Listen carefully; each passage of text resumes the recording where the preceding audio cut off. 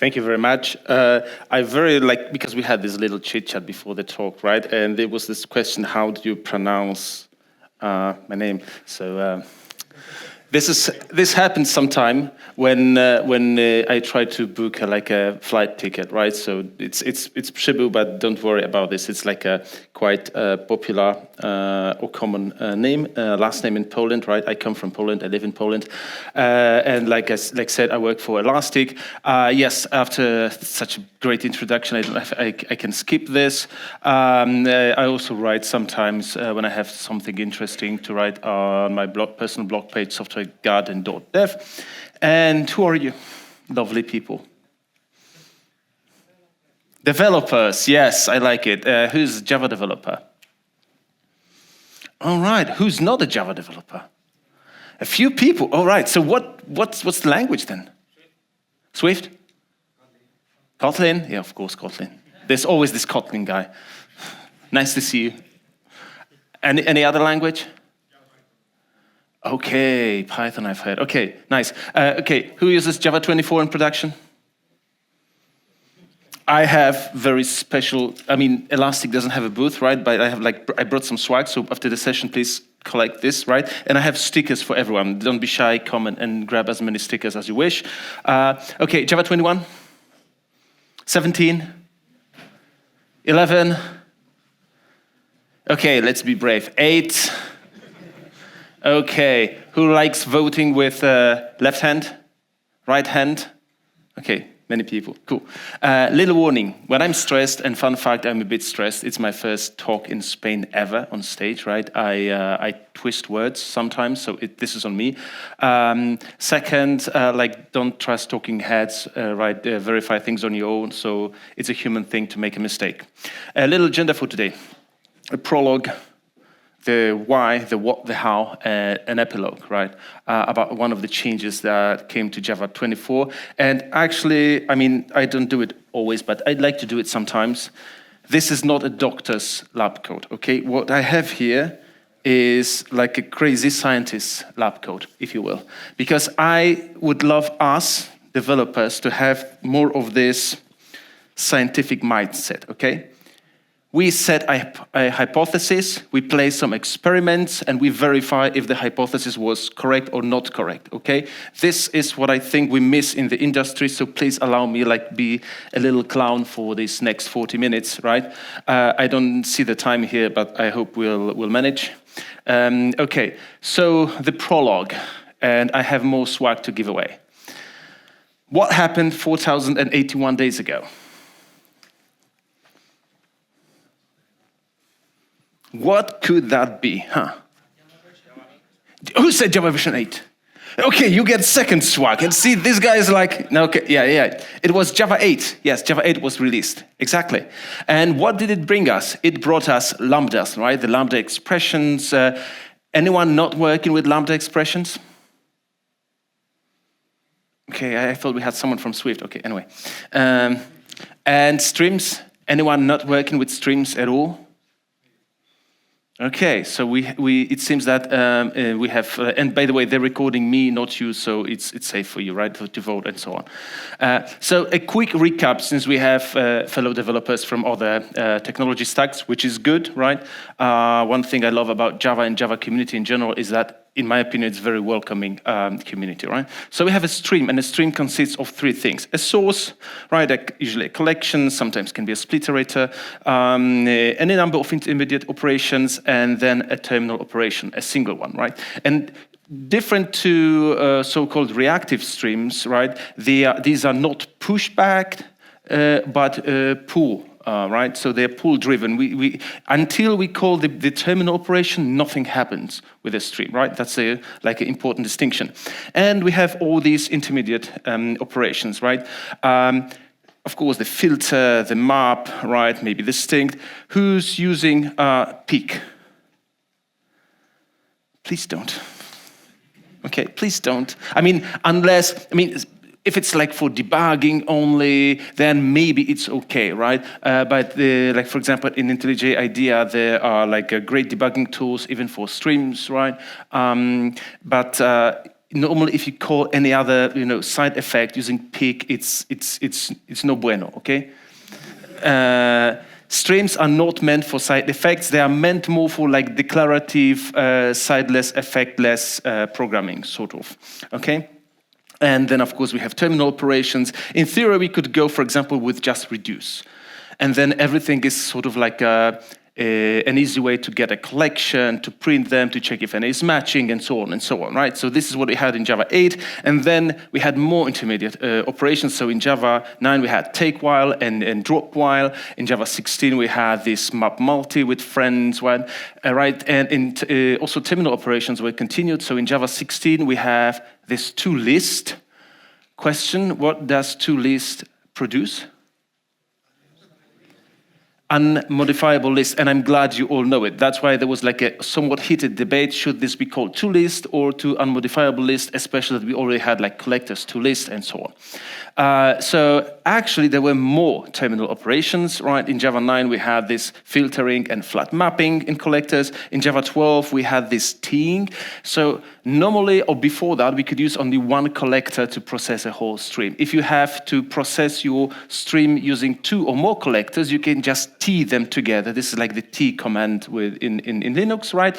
And therefore, you can use 2 or more collectors, and just in single stream paths, you can collect many things, basically.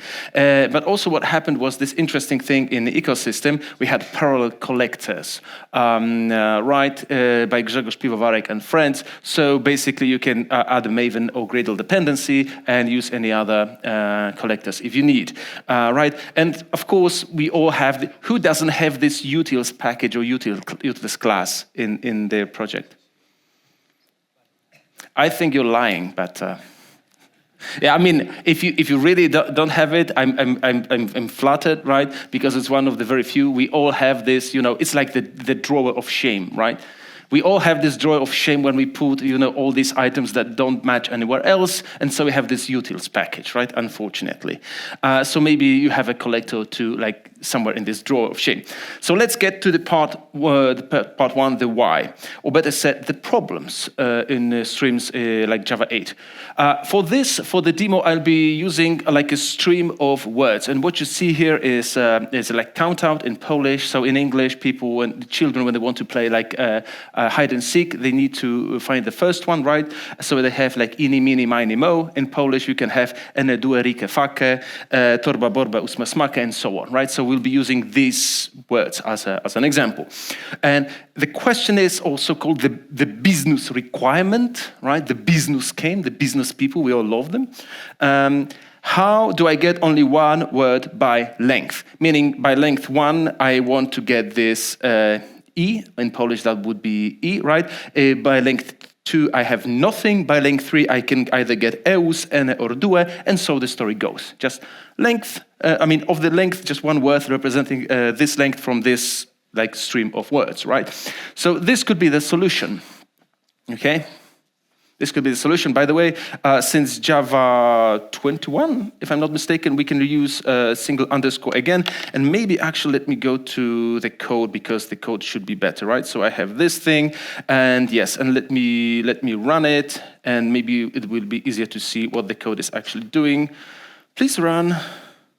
Okay, it did, right? So this is the result. So of course we have a set, right? And this is it. So what we're doing here is like we are just mapping them using the length as the key, word by word. And if we have already an existing word and a new one coming, we ignore the second one and choose the one that came first. This is like an implementation. The requirement didn't specify it, so right? And then we create, because it's this collecting, and then a hash set of the values from the map, right?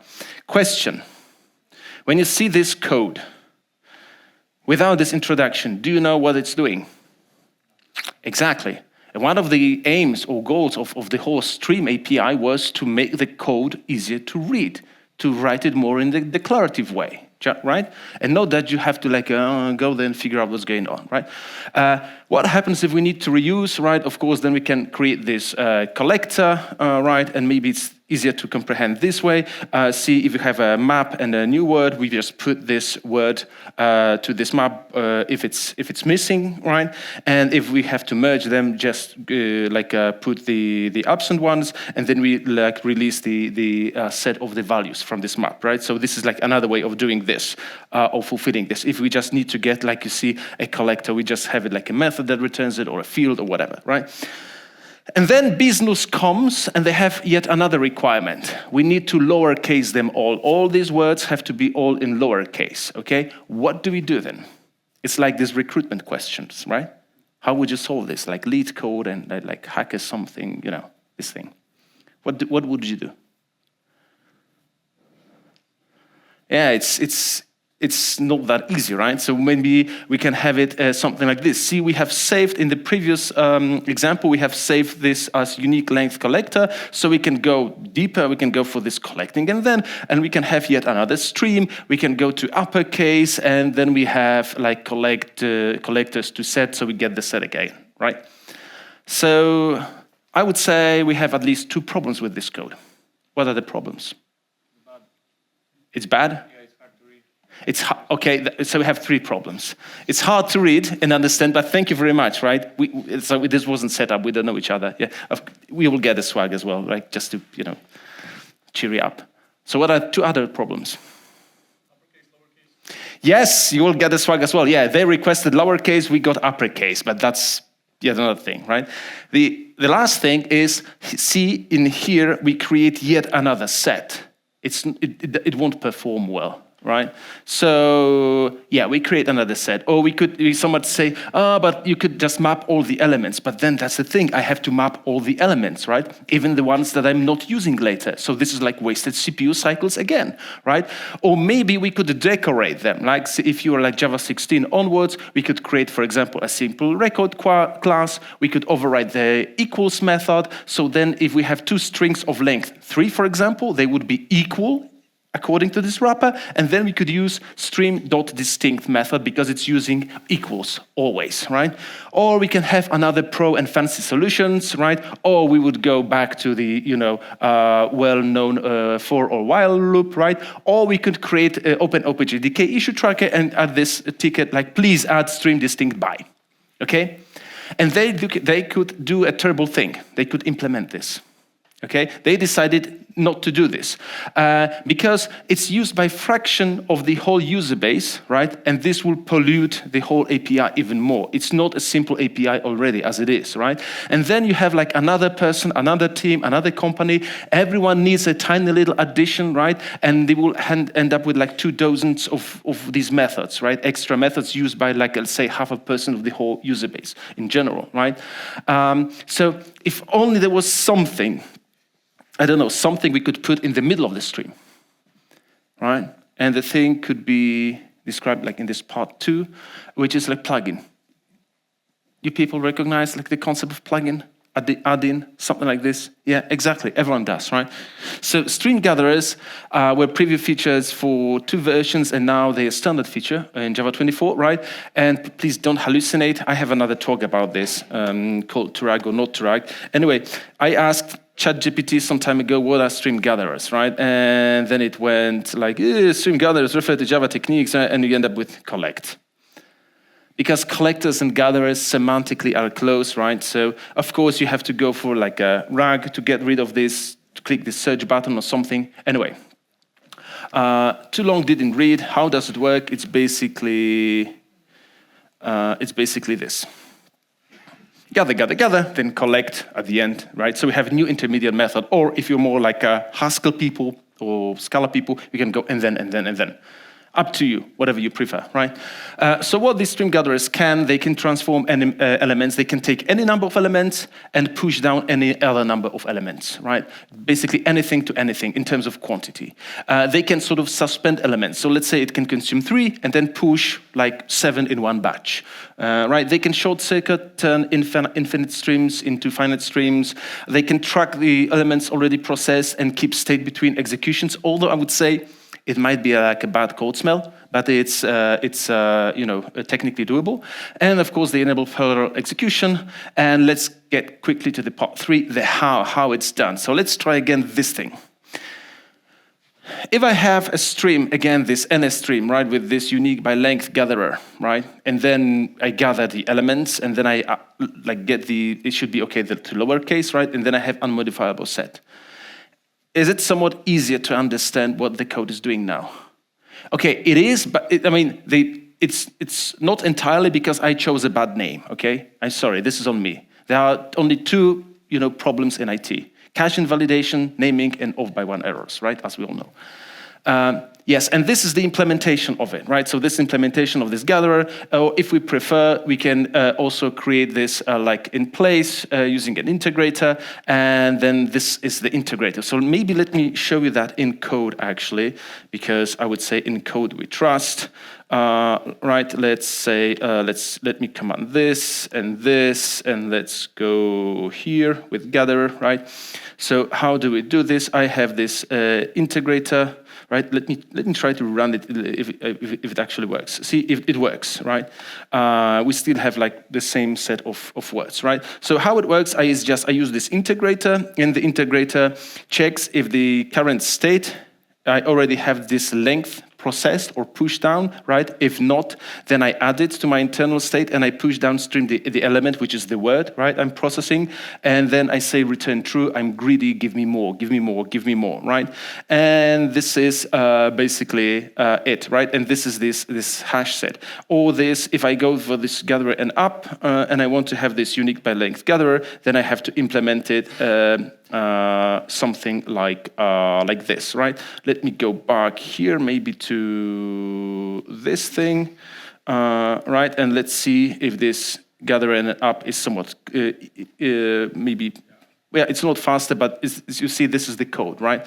And this is the gatherer. So first I have to supply initial state, right, which is an empty hash set, and this is exactly the same integrator. And if you're wondering why, for example, sometimes I don't want to return true, I mean, I would need to change the name of this code, but let me rerun it. See, now I get only 3, right? Enrique Torba. Why? Because I decided I've already processed 3.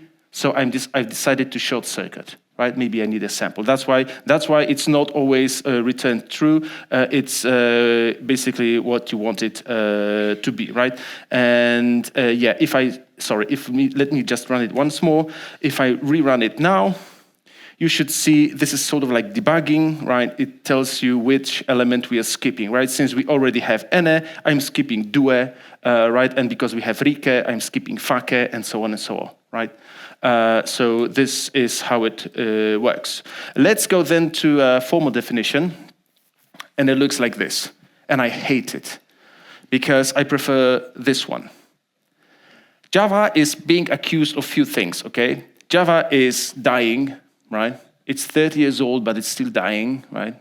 Okay. And Java is also verbose, okay? So if Java is already verbose, there will be no harm adding a few more letters. And fun fact, for generics, you can use more letters than just one, okay? Keep that in mind. And I would say, seeing this TAR, might be more confusing than seeing in, state, and out.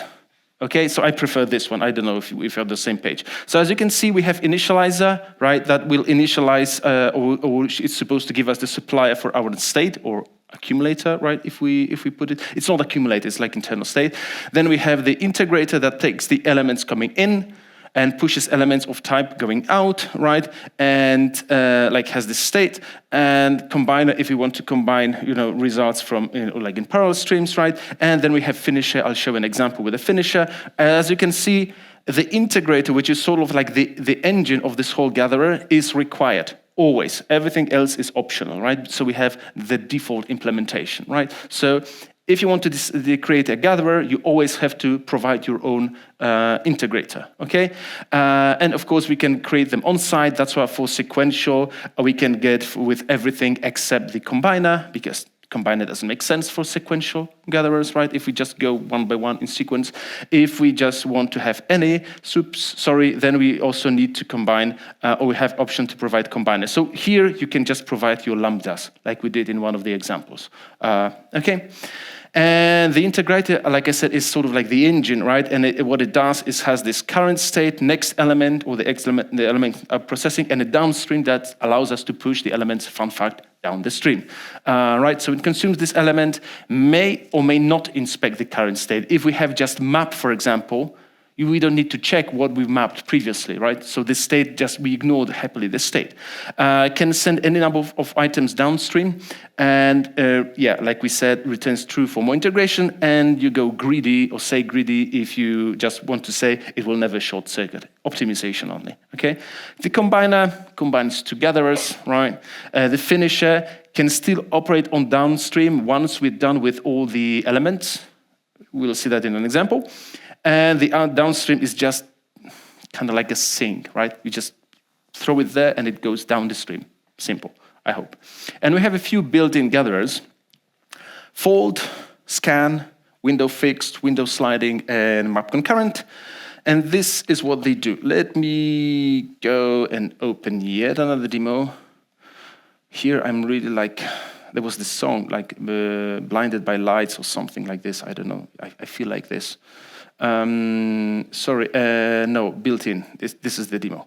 So yeah, let me run this demo. So I prove to you the code is running. Yes, very nice, cool. So this is the result, more or less like this. And here, as you can see, I have exactly the same lambda. Right, it's the same lambda used for fold and for fold here and scan here. What it does is basically I start with an empty, I have a stream of 10 elements. I start with an empty empty string, and then I say, basically add the current number to the string I have, right? And this is the result. So we have here for fold, we fold all the elements to a single element. So as you can see, I have a list of just one element, right? And here we have exactly the same as many elements as we had initially. Okay, this is just working kind of like prefixing. So for 0, I prefixed nothing because the string was empty. For 1, I prefixed the previous string, which was 0, right? For 2, I prefix 0, 1 as characters, and so the story goes up to 9, right? If you're into functional programming, this is like a, folding and scanning, nothing super fancy. Now, I like this fixed and sliding windows. Okay, have you ever been asked during recruitment process any questions about SQL? Anyone? SQL, SQL, the structure, yeah, sorry. Yeah, was there by any chance, we have, a nice cluster of SQL people or SQL people over there, were you by any way or in any way were asked these questions about windowing in SQL? Yeah, it's like, it can be tricky one. How do you create like windows in SQL and so on, right? So here is the concept of windows, right? So when we have these 10 elements and we have fixed windows, how we can group them, you see, we create a list of 3 elements, 0, 1, 2. 3, 4, 5, and so the story goes, right? So we combine them into windows, each window is a list. Or when we have this sliding, we get 0, 1, 2, then 1, 2, 3, and so on and so on. Therefore, logically, in the second, all the elements are like, or the windows are elements, have 3 elements, and the first one is like when there's one left, there's one left, right? So it's also easy to do it this way. Okay. Time for the epilogue, I would say. Who had ever had issues with efficiency of streams? Or let me select, okay, you'll get a swag, okay? I just saw your sorry face, okay, you'll get a swag. Or let me rephrase the question. Who can say that this person is always using streams in the critical path in your system, in your application, when the performance is really critically, absolutely needed? Or maybe you go for loop. Yeah, I see the smiles, okay. Yeah, that's the answer, right? And one of the issues is the parallel streams, sometimes they block, especially when they have a noisy neighbor, that they, make this ForkJoin pull under the hood like really busy. So my question is, if I have a code like this, and let me now switch to this thing, concurrent mapping. So we have a method like this. This is by all means, my friends, this is not a benchmark, okay? It's not even close. We're just playing silly experiments, mind you, okay? Yeah, so I have a code like this. We have 100 elements. We run parallel stream. We have then we have slow to double. This method takes more or less 1 second for every element, right? So the question is, if I have 100 elements, how long will this method run? 2 seconds, 7 seconds, 17. Can I get in more? Can I get in less? Come on, don't be shy. 20. It depends. Okay. Oh, yes. Okay. How do you tell a senior developer from junior developer? Senior developer can say, it depends, right? And now, if you want to get promoted, you have to tell me, or all of us, what does it depend on? It runs on more cores. So yes. Okay. So you're like already like a staff developer. I see. Very nice. Or principal. Okay. Very nice. You get a swag. Okay. Yes. Okay, now I can help you. So let's say my computer is idle, is busy, it's not doing anything, right? I have nothing else running. I have 12 cores. Okay, 12 logical cores. So, question is repeated. How long will it take? Turns out maybe they have better riddles on stage than on the speaker booths, right? Anyway. So let me tell you quickly a joke while it runs. I brought it from Colorado in the United States, right? Anyone Star Trek? Okay, Star Trek. How many ears did Captain Kirk have? 3. 3. Right ear, left ear, and the final front ear. It's that bad. Yes, I'm a bad joke connoisseur. Sorry, that was missing in my bio. Yes. Anyway, it was running for more or less 9 seconds. Why? Because let's say I have 12 cores ready to do so. So I do 12, 24, 36, and so on. So for 8 seconds, I process 96, and then I have 4 remaining. So that's the last 9th second. Okay, and now the question stands. Let's say I'm doing stupid thing which I shouldn't be doing. I call an external service. It's blocking an I/O and so on. Therefore, it's slow. Of course, the question is, how long will this take if I double this? It won't be any faster, right? I won't process anymore, right? Roughly, it will take 18, maybe 19 seconds, okay? So the question is, do we have something, right, to make parallel streams not block? When they're doing such stuff that it's not CPU bound. Do you think there's such a thing in modern Java? Virtual threads, yes, you'll get the swag as well. Yeah, virtual threads. So there is this gem, in my opinion. I even complained to the author because I think this meant only or mentioned only one in this gem, and that's not enough, in my opinion. Yes, so it's gatherers map concurrent, and what does it do? I wrote a special blog post for this on my own. It was my first and only blog post about single method. Okay. Because I like it so much. Yeah, let me just do it like this. Instead of parallel map, I will go gather, map concurrent, and then see slow to double. How long will this code run?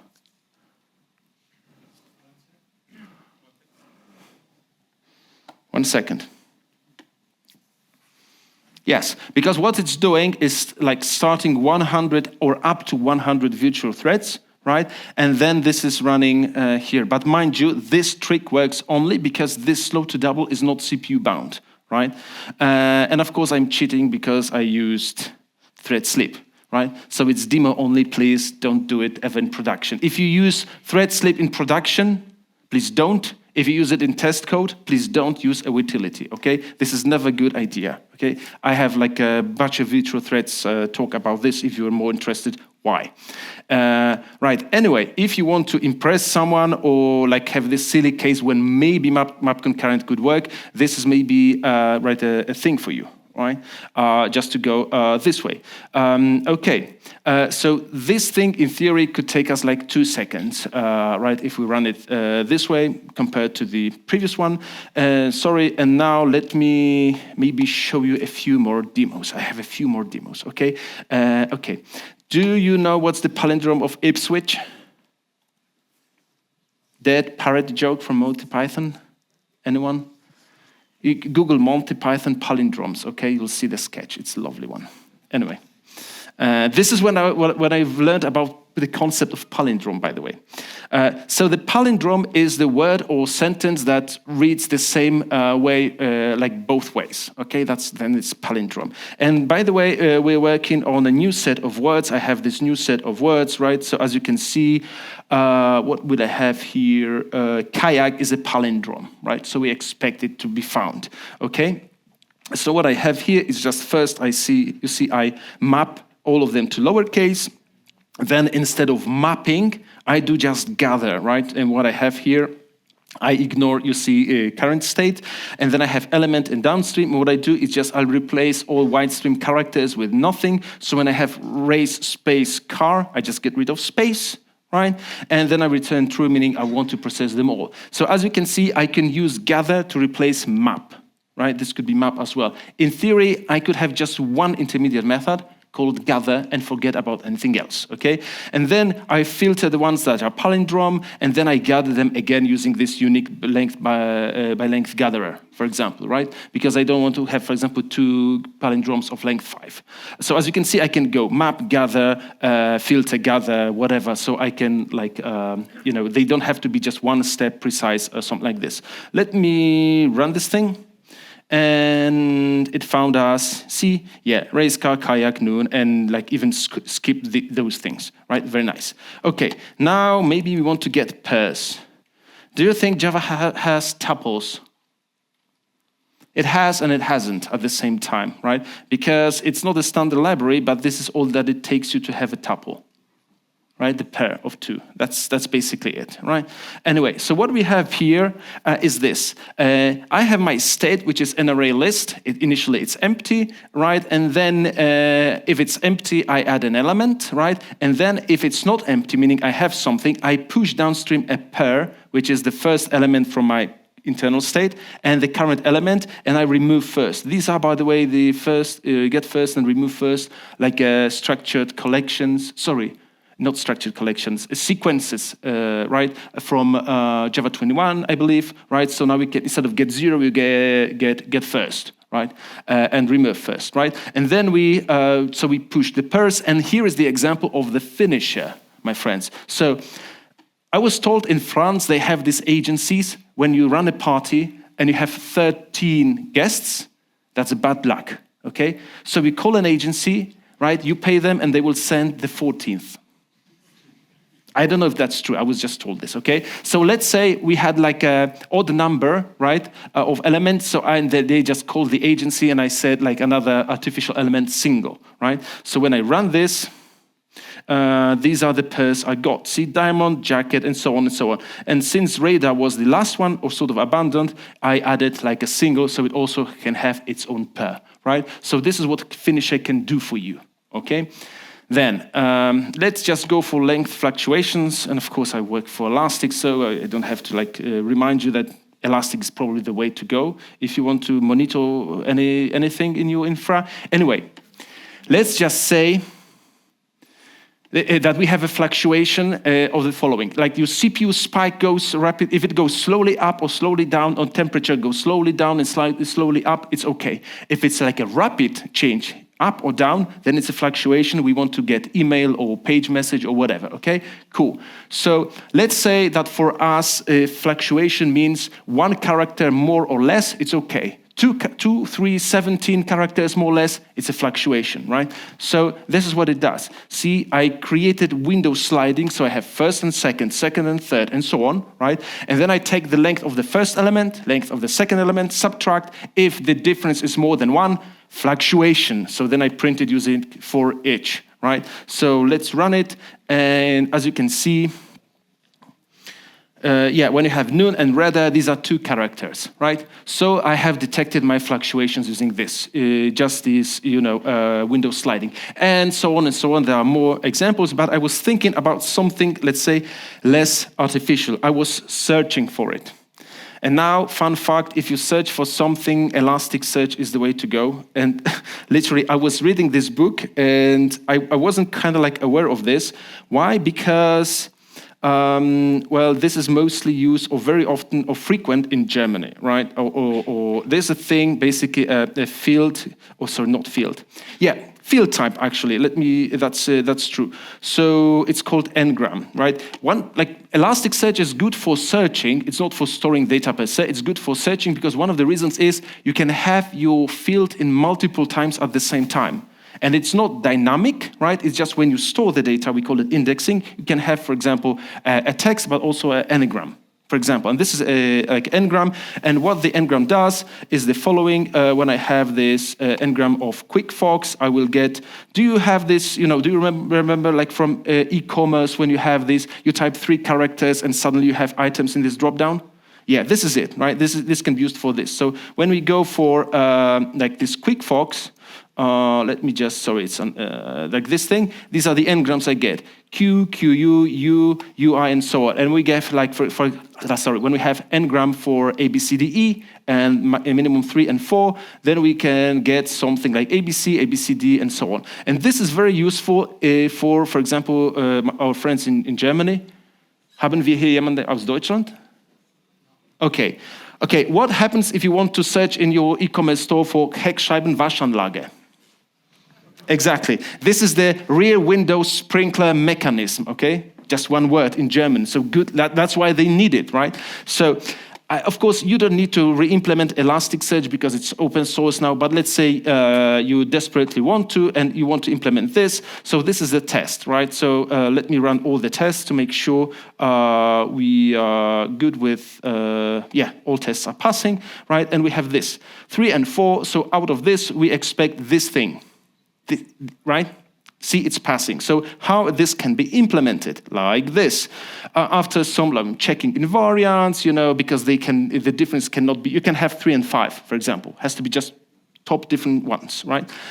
What we do here is this.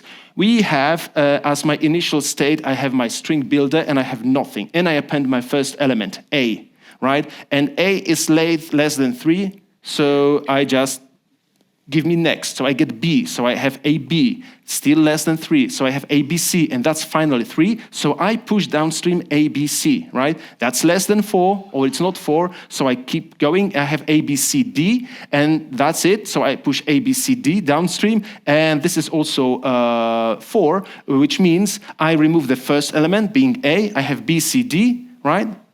Because I removed this, and I have then pushed BCD. So as you can see, for element of character D, I can push ABCD and BCD. I can push two items downstream. That's why I told you there is no like a fixed boundary. I can push any number of elements and so on. And this is how we can implement this. And if you, in case you haven't noticed, I'm running it here on localhost. The Germans say sometimes localhost, right? Just Google Elastic start local. If you have Docker on your machine, you can run it like without any hassle, like locally Elasticsearch. Right now, I know we're running meetups in Barcelona. I don't know about Madrid, but like if you have any questions to free and open source things from Elastic, you're more than welcome to join our Slack, our community forum, attend our meetups. Right, these are absolutely free, so you can scan this or go Elasticsearch community. Right, my team runs with this. Now, just like this dear gentleman said, right. Provide feedback, okay? So not just for me, not just for Codemotion, for every event, for every meetup, conference, every talk, just let the organizers, right, and the speakers know how it was. Please send the feedback. Like maybe not right now, maybe later, whatever you please. Another thing, if you're watching this on YouTube, please hit subscribe and the bell button, right? It's not my channel. But also please fill this form. You can, if you prefer, if you don't have the app installed, want to go this way, this is anonymous form of mine, right? So you can fill this form and let me know how it went. If it was, I know it was quite fast. I'm sorry, but we have only these few minutes. This is how you can trace me on social media. I'm also like LinkedIn. I'm not Instagram, sorry, and Mastodon and something else. These are the slides. If you want to take a picture, a single picture from this talk, having everything, this is the picture, okay?